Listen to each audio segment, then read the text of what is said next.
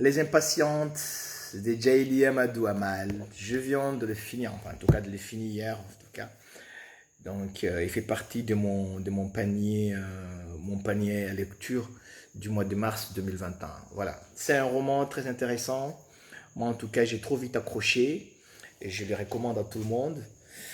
Voilà, ça parle de trois femmes Peul, issues d'une société traditionnaliste et très islamisée, et donc où le patriarcat joue un rôle primordial et un rôle important, où c'est un peu les hommes et qui les lois des hommes qui régissent le fonctionnement de ces sociétés, où les femmes n'ont pas leur mot à dire, où les femmes sont là seulement au service des hommes. En fait, le livre parle de mariage forcé, parle de viol conjugal, il parle également de, de, de polygamie. Voilà. Donc, ça parle de ces trois femmes.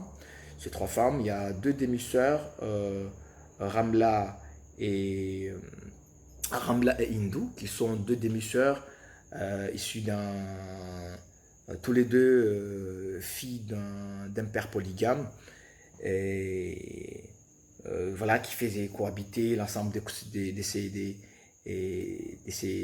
coépouses, enfin l'ensemble de ses épouses dans une concession. Donc c'est une concession où chaque femme avait ses appartements à l'intérieur. Et mais il y a aussi Safira. Safira, c'est plutôt, elle va se retrouver dans une situation de coépouse avec Ramla. Hein. Ramla et, et Hindou, ils étaient trop jeunes. Par contre, Safira, jeune, mais quand même, il avait presque 35, 36, alors que Ramla et Hindou, ils avaient presque 17 ou 18. Donc on les a forcés, les deux, Ramla et Hindou, on les a forcés à se marier avec des hommes qu'elle n'aimait pas. Enfin, aucune des deux n'aimait le mari qu'on lui a donné. Et ils ont essayé de le faire comprendre, surtout pour le cas de Hindou, parce que pas seulement qu'il n'aimait pas, enfin le cas de Hindou, c'est un cas particulier, parce que Hindou, il n'aimait pas le mari qu'on a voulu donner, parce que c'est d'abord un cousin à elle, et il ne voulait pas de ce cousin-là, parce que c'est un cousin qui était alcoolique, et qui était violent, qui a même violé, il a été soupçonné de viol avant qu'il se marie avec elle. Donc elle savait très bien que c'est pas un mari correct. Et il a tout fait pour empêcher cela. Mais la loi des hommes, c'est-à-dire les deux frères, le père de Hindou et le père du futur époux de Hindou, ils se sont mis d'accord qu'il faut qu'on réunisse nos enfants pour des raisons qui leur sont propres. Ils ont décidé de les unir, et ils les ont unis. Et ils les ont unis.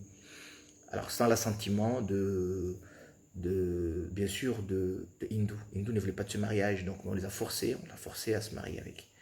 Donc il a par la suite connu un mauvais traitement de la part de ce mari qui est alcoolique, qui l'a batté, ben voilà, qui l'a méprisé, qui l'a insulté, qui l'a dénigré. Voilà. Hindou a tout fait, a tout essayé pour sortir de là, pour sortir de là. Elle a tout essayé. Et elle a cherché secours auprès de tout le monde, auprès de ses proches, de sa maman, de ses tantes, de son père, de ses oncles. Personne n'a voulu sortir de là, parce que pour elle, c'est normal. Elle doit patienter, c'est normal, c'est comme ça le sort des femmes. Et elle doit accepter ça. Il y avait une expression qui revenait souvent, Mounial. Mounial, ça veut dire, je pense que c'est du dialecte Peul, ce qui veut dire patience. Ça veut dire qu'on, depuis tout petit, on les a formés à patienter, à accepter leur sort.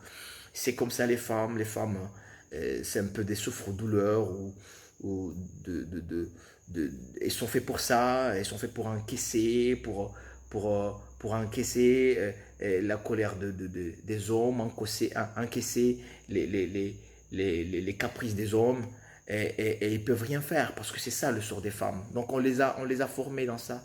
Et d'ailleurs, le cas de Hindou a très mal fini parce que, et pas seulement que personne n'a voulu lui tendre la main pour la sortir de là, pour l'aider à sortir de là, parce que carrément son mari l'a très maltraité, vous verrez en lisant le livre, mais personne n'a pas voulu, même ses proches parents, son propre père, sa propre mère. Personne n'a levé le tout petit doigt pour sortir de là parce que pour eux c'est normal. Elle doit accepter, elle ne doit pas quitter le foyer conjugal, elle doit rester avec son mari, quel que soit ce que son mari lui réserve. Donc il a fini par sombrer, vous verrez à la fin de... Voilà. Mais il y a le cas aussi de Ramla.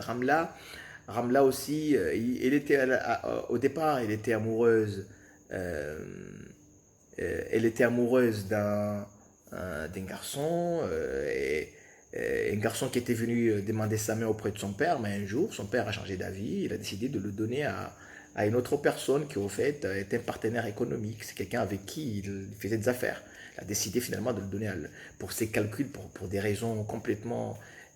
c'est pas parce que la femme aimait le monsieur, mais justement parce que le nouveau prétendant était en relation d'affaires avec le père. Donc, ils ont décidé de, voilà, de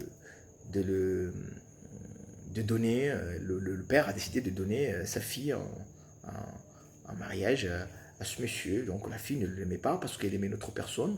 Donc, la fille, on l'a arrachée de son premier amour et on l'a donné à quelqu'un qu'elle n'aimait pas. Donc, eh bien voilà, elle s'est retrouvée en situation de coépouse avec Safira, la troisième femme du roman, voilà. Et c'était ce qui se passe en général dans les familles polygamiques. Et voilà, ils étaient obligés de faire semblant pour ne pas, pour ne pas vexer le mari polygame. Ils devaient faire semblant que tout se passe très bien entre elles, alors qu'au fond, il y avait des coups bas, voilà, ils se détestaient entre elles. Ils se détestaient, bon, c'est pas vraiment le cas de Ramla, mais en tout cas, c'est le cas de Safira qui a été la première épouse. Donc, eh bien voilà, c'est un peu, dans ce roman, on plonge dans cet univers-là, ce que vivent ces femmes-là, les femmes qui sont pas seulement obligées de se marier avec des hommes qu'elles n'aimaient pas, mais en plus se retrouver en situation de rivalité avec d'autres épouses et dans une famille polygame. Et voilà, c'est un peu à peu près ce que le roman essaie de décrire.